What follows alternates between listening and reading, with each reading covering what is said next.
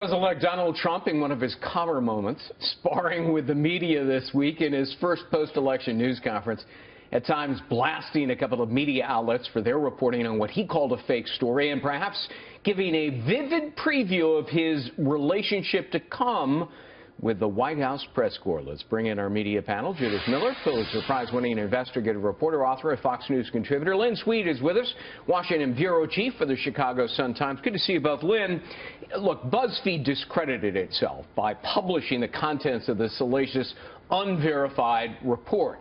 But that's different than what CNN did, which simply reported that Mr. Trump had been presented with a brief summary of it. Turns out the story of that is true, that CNN was accurate. Biden says so, Clapper says so. Is it wrong for the President of the United States to ridicule and demean a legitimate news organization for telling the truth?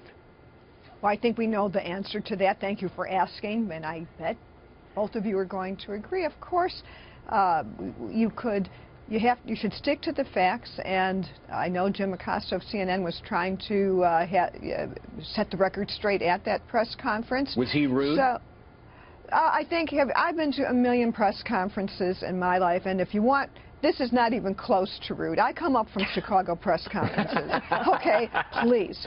Have you ever seen me? Yeah, you guys throw things, you know. Oh, please. And reporters have thick skin, and I mean, really, I remember press conferences where this would have made this look like kindergarten or something. Yeah. So what makes this difference, though, is that most press conferences are not nationally televised, and these are kind of very different entities that do violate social norms of behavior, but we're not at your house over dinner. So the point isn't, I think, rudeness per se, but if you're going to criticize the media, have your facts straight, and there is a big difference between what CNN did. I'm glad you said that, because, you know, CNN is now saying, look, the problem here is not their reporting, but that Trump comes out there and he doesn't have his facts straight. He doesn't have a command of the facts. And they say, look, this is a consistent pattern. I mean, is that a fair point, Judith? And if so, isn't that a recipe for disaster in the relationship? No, it's a recipe for exactly what we can expect in the next 4 years. And it's a recipe for what has gone on in the past 4 years under President Obama, I should say 8 years, when he attempted to delegitimize Fox News as fake news. He didn't use that term, but that's what he said. Fox was not a real news organization. Why did he say that? Because he didn't like being challenged. He didn't like being asked the tough questions. The same thing is going on now with Donald Trump and CNN. He didn't like the fact that CNN reported that the president and he had been presented with a summary of those salacious details in the memo, that constituted real news. He is trying to delegitimize the two institutions that can really hold him accountable. Yeah. One, the intelligence community, and two, the press. And we have to stand together and defend one another when no one is violating any standards, Lynn, as CNN was not. The irony, Lynn, is that, you know, Trump is the beneficiary of tremendous press coverage, and yet his rhetoric is often belligerent toward the media. Is this sort of an ugly love-hate relationship here?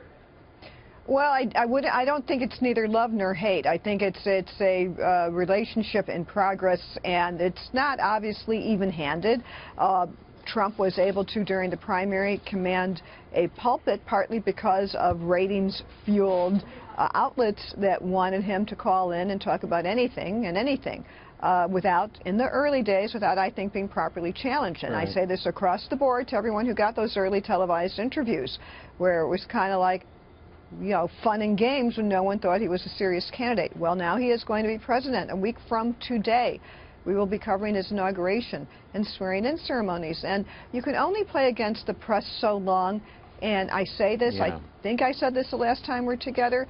What will happen soon is he's going to have policies that will have to be developed, written down on a piece of paper, taken up to Capitol Hill, see if he could get them passed, or he will write regulations. No, he's not. He's going to tweet them. He's going to tweet his policies and regs. Exactly. I got to leave it at that, you guys. We had that breaking news at the top with the DOJ. Judy and Lynn, good to see you both. Great to see you. Thank you.